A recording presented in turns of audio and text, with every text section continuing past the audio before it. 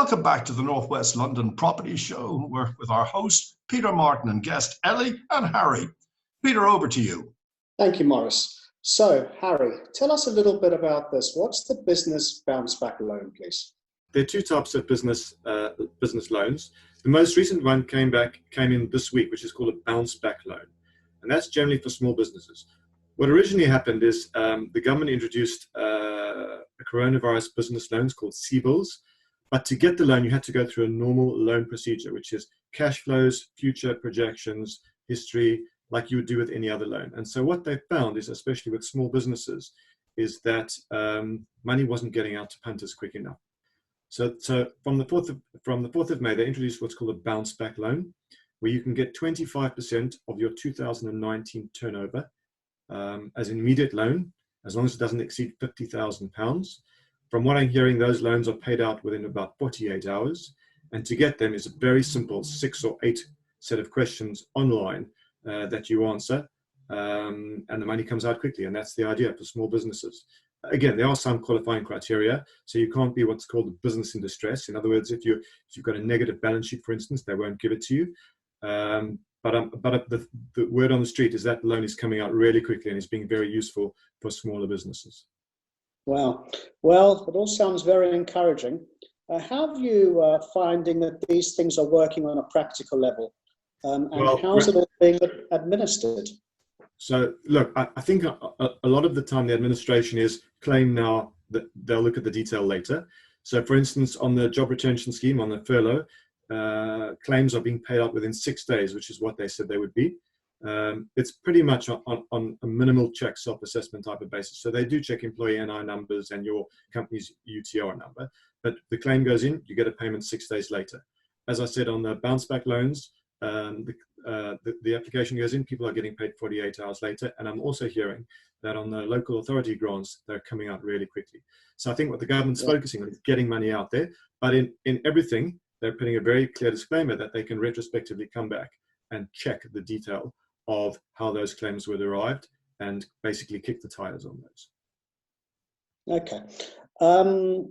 So they would have had to, HMRC or whoever, to from nowhere build all these platforms and all these portals and all these mainframe and massive sort of operating systems. Yeah. How have they been coping? Have they been operating okay? Because after all, we don't have any call centers. Everyone's working remotely.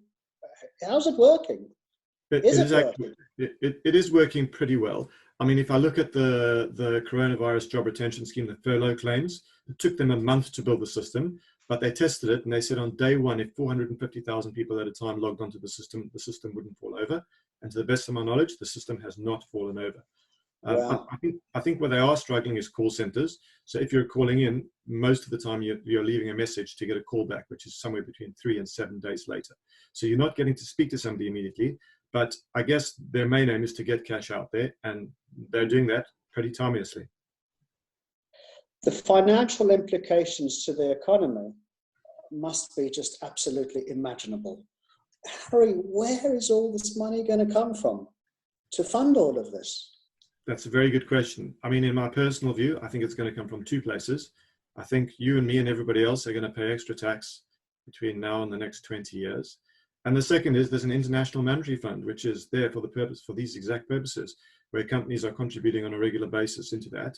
And at some point, everybody claims on it. And so hopefully some of the money is going to come from the IMF. But ultimately, the answer is going to be taxes. So they're either going to have to tighten their belts or put additional taxes or find some way of generating the money to pay for all these things that they've had to basically create out of thin air. What general advice do you have for your clients at the moment? The general advice I would have is to A, look at your next 3 months and see what you need. B, see what grants you're eligible for, because grants are not repayable. Grants are effectively gifts from the government, although they are taxable. But for instance, the furlough money, the local authority grants are money that you're never going to have to repay if you qualify for them. And then the last port of call would be loans, because you can get a bounce back loan for £50,000 with a term of 5 or 6 years, but it's going to be a noose around your neck for those next 5 or 6 years to be able to pay it back. Having said that, there are no early repayment penalties. So if you can pay it back quicker, then you should. But the idea is to get the stuff that's not going to burn you later on first. And then if you still need the loans, to go out and see if you qualify for those loans. But I'm just interested, looking from an aspect outside of UK, of the way it's working on the finance, on the loans from the government. Of course, we're getting loans are coming in here from our government for those people who are out of work at the moment due to the coronavirus. These loans are freezing the accounts here. Does that mean that at the end of all this, and people are going back into work and have to build up their money again, they're all going to be, anything that they owe, or not owe, but was frozen, will it not just pick up, or will it be mounting up? And at the end of the day, you say, come on, you owe us all this money, you've got to pay it back. That's a question for you, Harry. Look, that's exactly what's going to happen, is that businesses are going to have to pay back the money. And that's why when the original loans came out, the coronavirus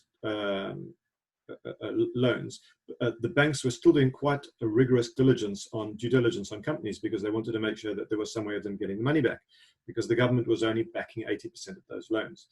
The government are now backing 100% of these bounce back loans. Now look, they're only up to £50,000.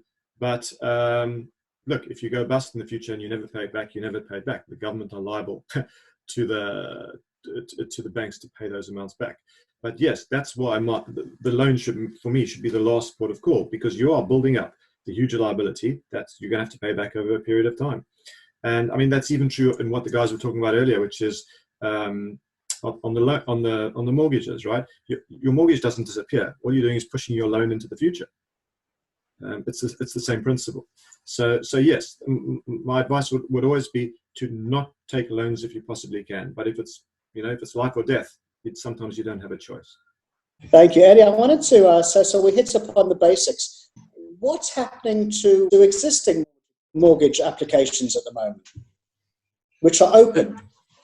Good question. So it depends what stage they're at. So there are clients who would have applied for a mortgage prior to COVID happening, and some of those applications, if the surveyors were able to get out to the property in time before lockdown, those cases have proceeded to offer, and then essentially those are continuing to push on with the legals, and the solicitors should be able to carry on with those applications and push forward to exchange completion. There are other implications in respect of exchange completion, but the applications themselves, the offer still stands.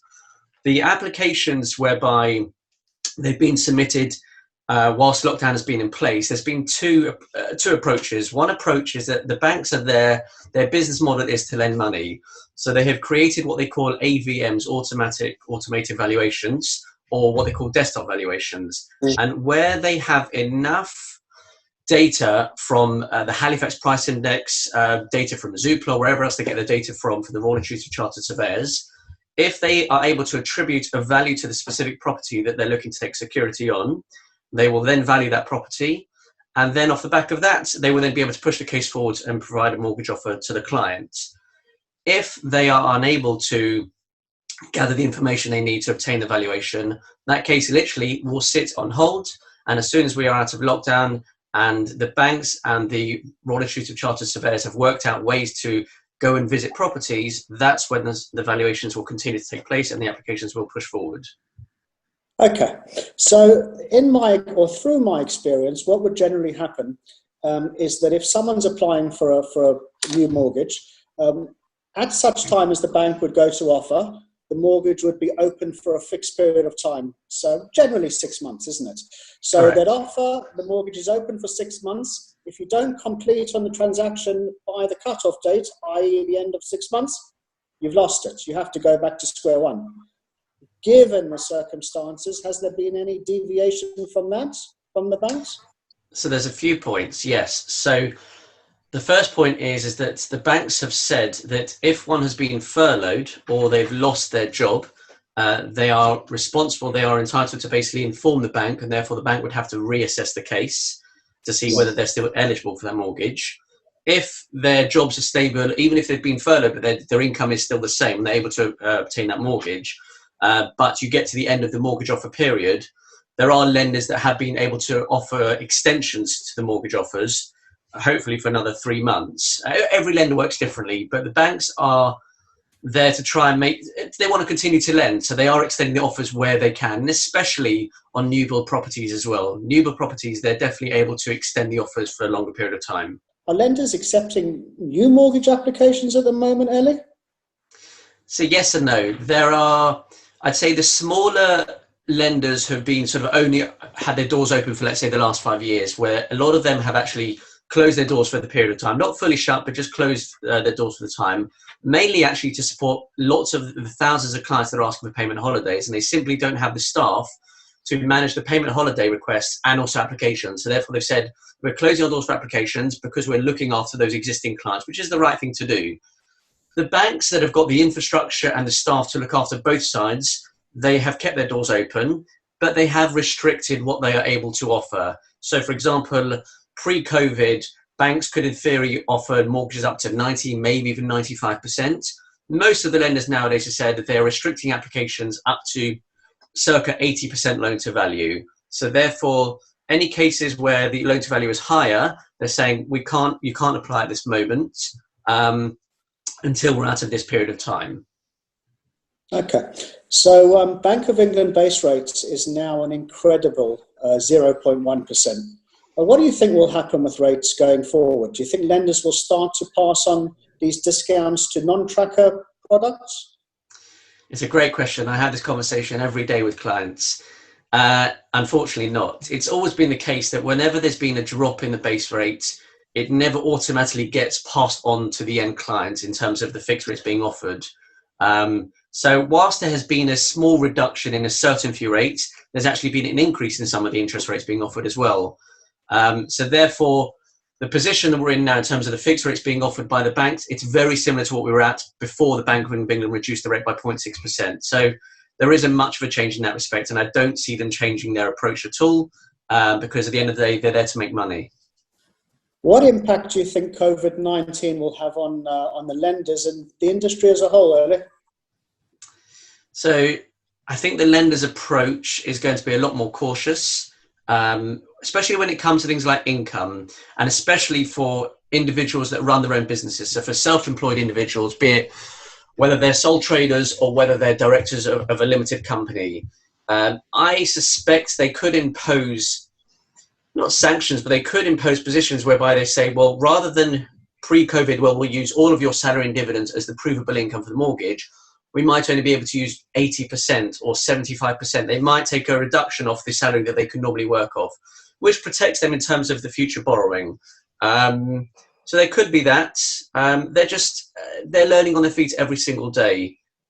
So they'll take a much more cautious approach, but at the same time, they are there to lend money. The property market is a major part of the economy, and they want to lend wherever they can. And hopefully we'll be able to continue to look after clients and help them get those mortgages they were able to get beforehand.